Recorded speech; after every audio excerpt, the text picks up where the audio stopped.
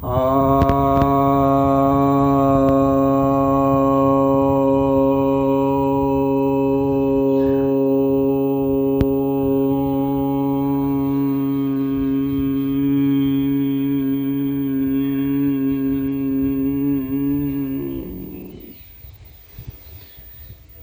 भक्तजनों को सप्रेम नमन। तो आज आपकी जिज्ञासा का समाधान लेकर आया हूँ। एक जिज्ञासा है, भगवान राम के पास समुद्र कैसे आया? श्री कृष्ण के पास गोवर्धन पर्वत कैसे आया? क्या यह संभव है?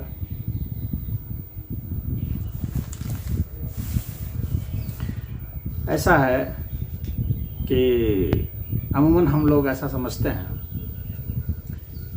कि कोई जीवित प्राणी ही चलता है, जीवित प्राणी ही गति करता है, जीवित प्राणी ही बात करता है। तो कोई जो निर्जीव है, भौतिक तत्व है, भला वह कैसे बात कर सकता है, वह कैसे आ सकता है, कैसे कुछ समझा सकता है, कैसे निर्देश दे सकता है, दिशा दे सकता है? इसी परिप्रेक्ष्य में ये प्रश्न है कि समुद्र तो भौतिक तत्व है, पानी जल है, खारा जल है, और गोवर्धन पर्वत जो है मिट्टी है, पत्थर है। तो ये कैसे आएंगे भला किसी व्यक्ति से बात करने? तो यह समझ लीजिए कि जितने भी जीव हैं वे भी भौतिक और अभौतिक पदार्थ के सम्मिश्रण हैं। चेतना जीव में भी है और पदार्थ में भी चेतना है। पदार्थ की चेतना सामान्यतः व्यक्त नहीं होती है, यानी मतलब होती तो है लेकिन सामान्य व्यक्ति को मालूम नहीं पड़ता कि उसकी अभिव्यक्ति क्या है। लेकिन जिसकी चेतना बहुत विलक्षण हो, जो दिव्य पुरुष हों, सिद्ध पुरुष हों, उनके लिए भौतिक तत्व भी चेतन तत्व की भांति व्यवहार करते हैं। यानी भौतिक तत्व में जो चेतना है, उसकी जो चेतना है वह संवाद स्थापित करती है। और संवाद इस तरह से नहीं होता है कि जैसे आप मुंह से बोल रहे हैं, भौतिक तत्व का मुंह नहीं होगा। लेकिन आखिर हम लोग की जो भाषा है ये कहाँ से आती है? सोचने वाली बात है। मुंह तो उसको प्रकट कर रहा है, हम लोग के दिमाग में विचार है, और विचार भी एक देखेंगे तो आप भौतिक तत्व है। लेकिन विचार की जो और सूक्ष्मता होती है, जिससे विचार प्रकट होते हैं, वह तो चेतन तत्व है। तो आप समझ लीजिए कि वाणी के उस स्तर पर आप चले जाइए, यानी ये जो प्रकट होती है वाणी, इसको वैखरी कहते हैं, और जो चेतन तत्व वाली वाणी है उसको परावाणी कहते हैं। तो परावाणी सदैव विद्यमान है। पेड़ पौधे भी परावाणी में कुछ कुछ कह रहे हैं, और जीवित प्राणी जो हैं, मनुष्य जैसे और जंतु जैसे, वे भी कह रहे हैं। और जो भौतिक तत्व हैं वे भी कुछ कह रहे हैं। उनके संदेश को सुनना इतना आसान नहीं होता है।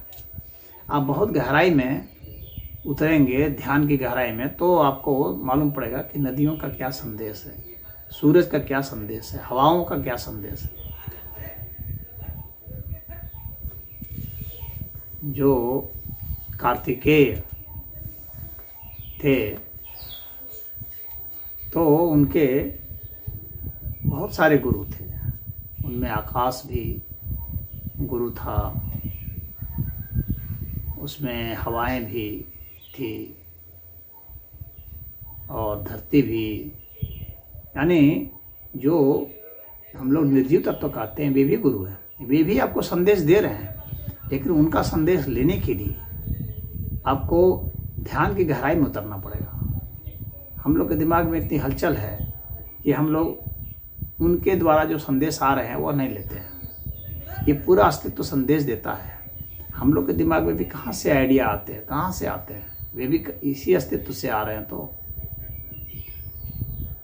तो वे जब हम लोग को दे सकते हैं, किसी भी प्राणी को दे सकते हैं, तो जो पदार्थ है उनसे भी दे सकते हैं। तो गोवर्धन पर्वत हो, वे भगवान से बात कर सकते हैं। गोवर्धन पर्वत अपना संदेश दे सकते हैं कि भगवान आप ऐसा कीजिए। समुद्र जो है भगवान राम को संदेश दे सकते हैं कि आप ऐसा कीजिए। वे संदेश देते हैं, उससे ज़्यादा बेहतर कहना होगा कि भगवान राम ने संदेश ले लिया, श्री कृष्ण ने गोवर्धन से संदेश ले लिया। यह कहना ज़्यादा उचित होगा, आपको समझाने के लिए ज़्यादा अच्छा होगा, क्योंकि इसमें प्रयास जो है वह उनकी तरफ से होगा जो सामान्यतः चेतन तत्व कहे जाते हैं। तो जो जीवित प्राणी हैं, जो चैतन्य प्राणी हैं, तो चैतन्य प्राणी भी जब डीप मेडिटेशन की अवस्था में जब उतरेंगे, उस समय ही उससे ले सकते हैं। और वे तो अवतार थे, वे तो स्वयं भगवान थे, तो उनकी अवस्था तो बहुत गहरी थी।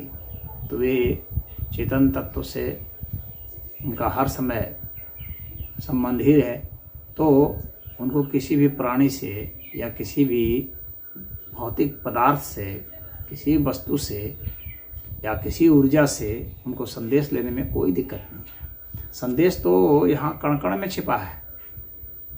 ये एक तरह से देखा जाए तो पूरा अस्तित्व जो है, इसमें क्या है, सूचना ही तो है।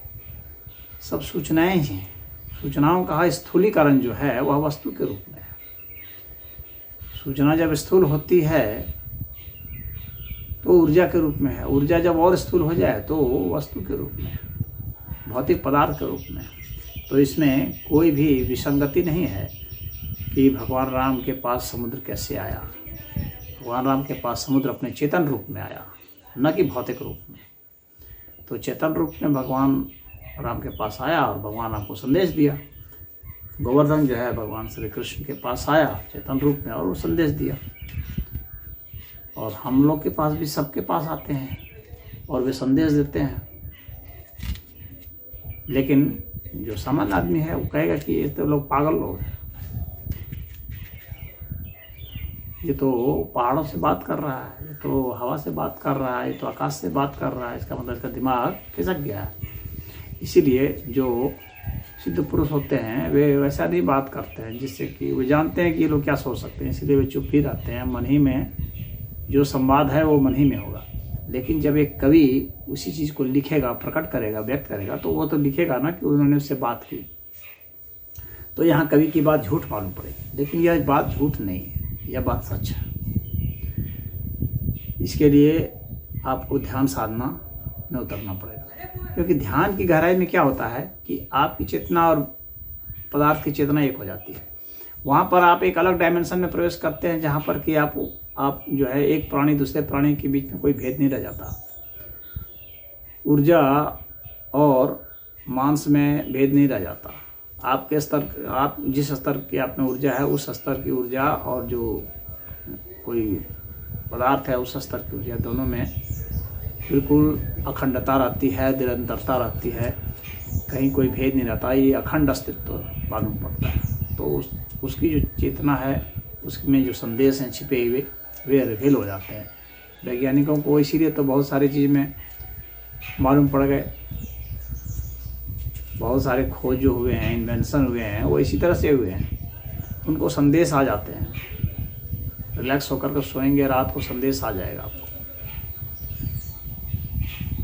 तो जो लोग ध्यान करते हैं, प्राणायाम करते हैं, वे अगर कोई समस्या से पीड़ित हैं तो उनको देर सवेर उनको सूचना आ जाती है।